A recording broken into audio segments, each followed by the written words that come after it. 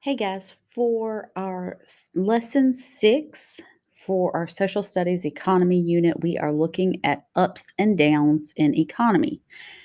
At the end of this, you're going to have to answer a few questions about the read aloud at the end of this video. So, economies are always changing. Sometimes an economy is doing great and making money, and other times the economy is not doing as well and is actually losing money. Boom times are times when the economy is making a lot of money and there are plenty of jobs. During boom times, there are enough goods and services for people to buy and sell for wants and needs. Bust times happen when there is a loss in the economy. People in the country as a whole have lost money. They stop spending and there are not as many jobs. The Great Depression, the time period during Uncle Jed's barbershop, was a bust time. So remember, it talked about the bank losing money. This is a time where there is not a lot of money. Debt. People can go in debt during boom times and bust times. Debt happens when you borrow money. Most people have to borrow money to buy a house or a car. People can have even more debt when they use credit cards. Borrowed money has to be paid back over time so that the debt doesn't grow. All goods and services have a value. The opportunity cost of goods and service can be seen based on how we choose to spend our money. If I buy an ice cream sundae, I can't use that money again to pay for my electric bill. Every time we spend our money, we have a choice. Some of our choices will help us save and make money in the long run. Other choices will actually cause us to lose money in the end. So here is an example. Beth decides to buy a $5 chocolate milkshake. She could also choose to spend that $5 on a new book, a salad for supper, or towards her water bill for the month. Beth could also choose to save the money now for something she wants in the future, like a beach vacation or a new car. To think like an economist and calculate the opportunity cost, ask yourself, how much do I value this? So, how much does she really, really, really need that milkshake? What am I giving up to have this? And what am I giving up in the future to have this now? So, is it worth buying the milkshake? Does she need this more than she needs the new book, a salad, or to use to pay for her water bill? Or does she want this more than her new car or beach vacation that she could be saving for? All right, so we're going to listen to the story and think about the ups and downs in the economy. Arendi's braids. Does it seem like Arendi and her family are in a boom time or a bust time? Do they owe a debt to anyone, or do they seem to save their money for the things they need? And does the book show any opportunity cost?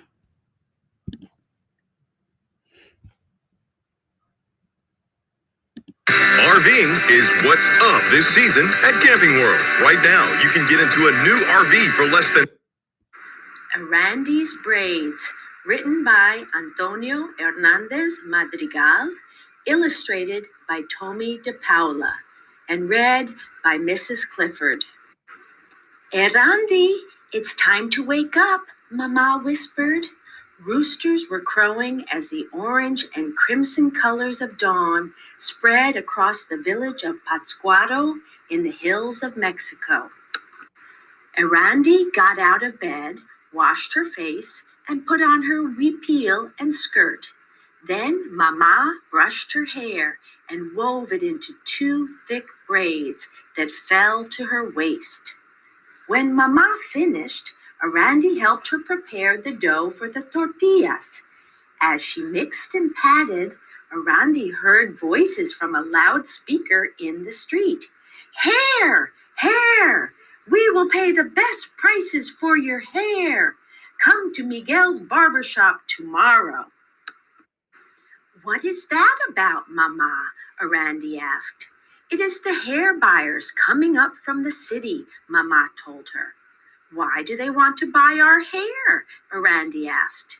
They say it is the longest and most beautiful in Mexico, Mama explained. They use it to make fine wigs, eyelashes, and fancy embroidery. Mama looked in the old cracked mirror on the adobe wall. Her own hair fell just below her shoulders. Your hair is much longer and thicker than mine, Durandi. The hair buyers would pay a fortune for your beautiful braids, she said with pride. They sat down to eat their meal of beans and tortillas. Do you remember what day tomorrow is, Arandi? Si, Mama, Arandi said. My birthday. She would be 7, and Mama was going to take her to Senora Andrea's shop to pick out a present. Arandi hoped she would get a new dress to wear to the village fiesta. They finished eating and got ready to go to the lake. Mama packed their fishing net and put it on her back. Don't forget the buckets, Arandi, she said, starting off down the trail.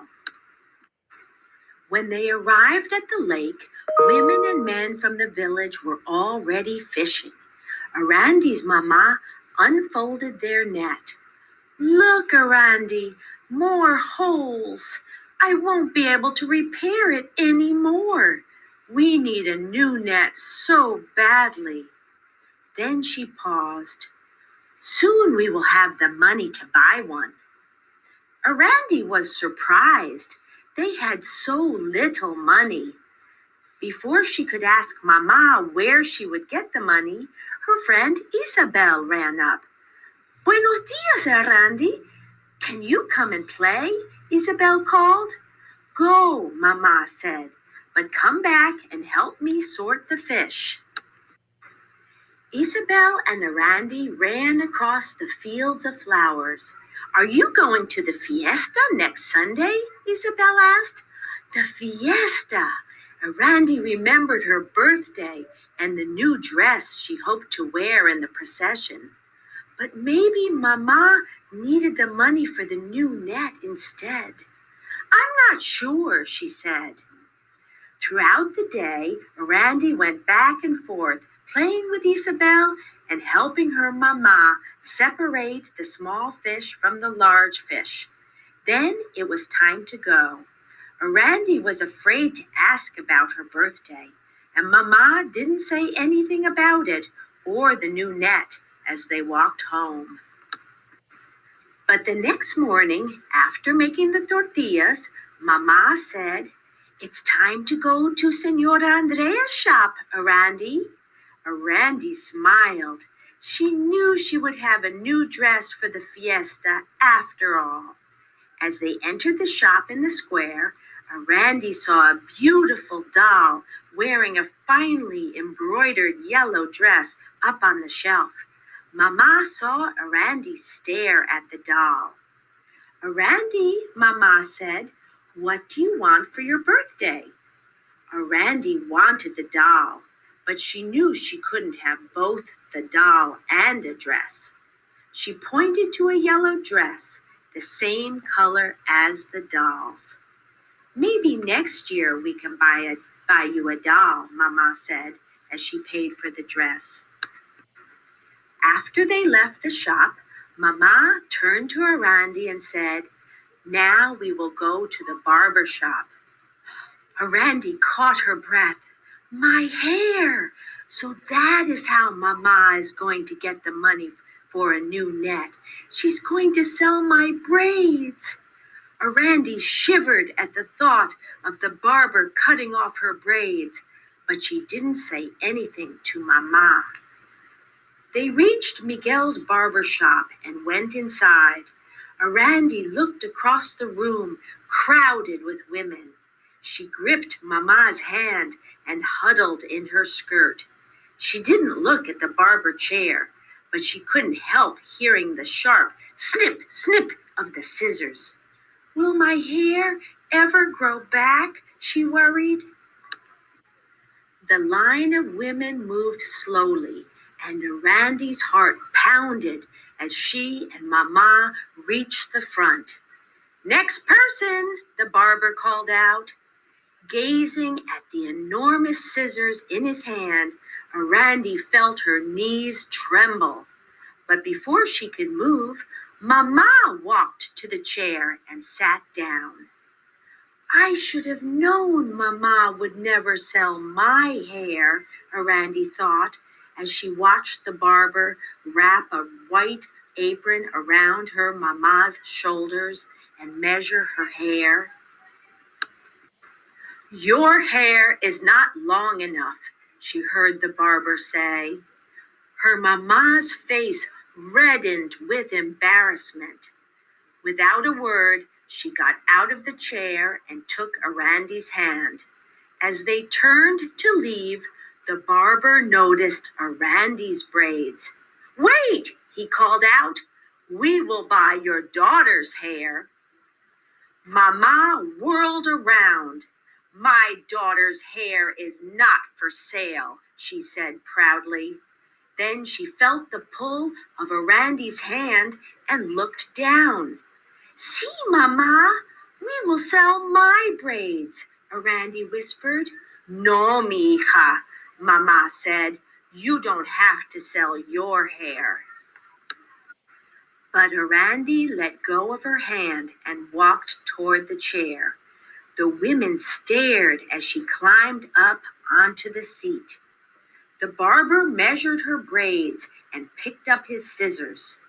Randy closed her eyes. Her hands turned cold when she felt the metal scissors rub against her face and neck, and she heard the sharp snip, snip. The barber moved to the second braid, and Randy's eyes filled with tears, but she dared not cry. Instead, she asked the barber, Senor, will my hair grow back? Of course, it will grow just as long and pretty as before, he told her. Randy kept her eyes shut until the barber had finished. Then she opened them slowly and looked in the mirror. Her hair reached just below the bottom of her ears. Out in the street, the air was cold on the back of her neck. How strange it felt without her hair. Mama walked beside her, not saying a word. Only the hollow clapping of their huarachis broke the silence of the cobblestone streets. Why didn't Mama speak? Was she angry with her for cutting her hair? Or maybe the hair cutter had not paid enough for her braids. Finally, Randy peeked at her Mama's face and saw she was crying. Forgive me, Randy. I shouldn't have let you sell your hair, Mama sobbed, wiping her face with an old handkerchief. Now Randy understood that her Mama was not angry with her. She had only been thinking of Randy's hair. Don't worry, Mama. My braids will grow back as long and pretty as before. Your hair was the longest and most beautiful of all, her Mama said. Randy paused for a moment, then asked shyly, Mama, did they pay you enough to buy a new net? Sí, mija, they paid us more than I expected. We can buy a new net and the doll you wanted. She gave Randy a big smile, and Randy had never felt happier. Then Mama took Randy's hand in hers, and as the last rays of sun lit up the rooftops, they turned and went back to the square to buy Randy's doll. The end.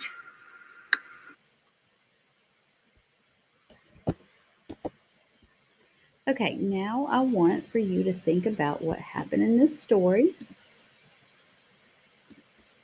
And I want you to answer the questions about Randy's braids on your assignment.